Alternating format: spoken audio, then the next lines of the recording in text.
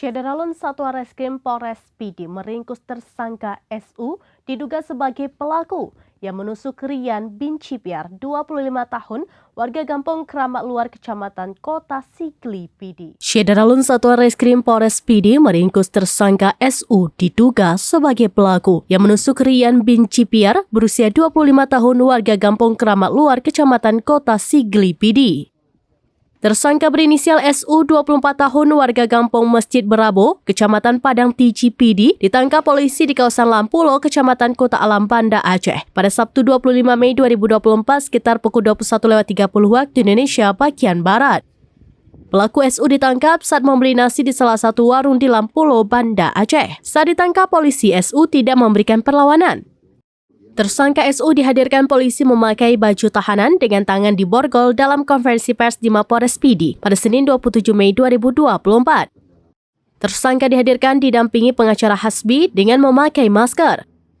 Konferensi pers tersebut dipimpin Kapolres Pidi AKBP Imam Asfali.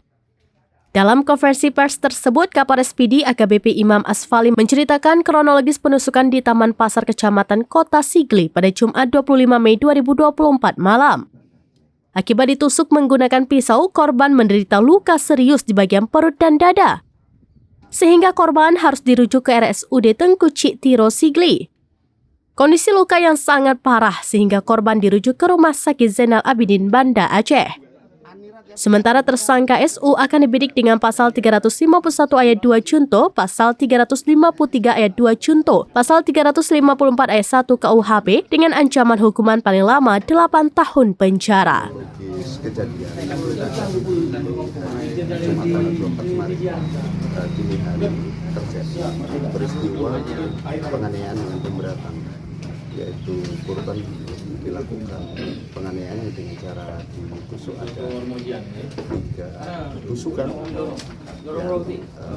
yang diterima oleh korban, yaitu luka di dada tusuk sebelah kiri, kemudian bagian perut sebelah kiri. Dari informasi yang ada, kemudian kami terus melakukan pengejaran kepada terduga pelaku. Informasi kita dapatkan, kita temukan di wilayah Banda Aceh, dan pada hari Minggu kemarin malam kita menemukan tersangka yang pada saat itu akan makan.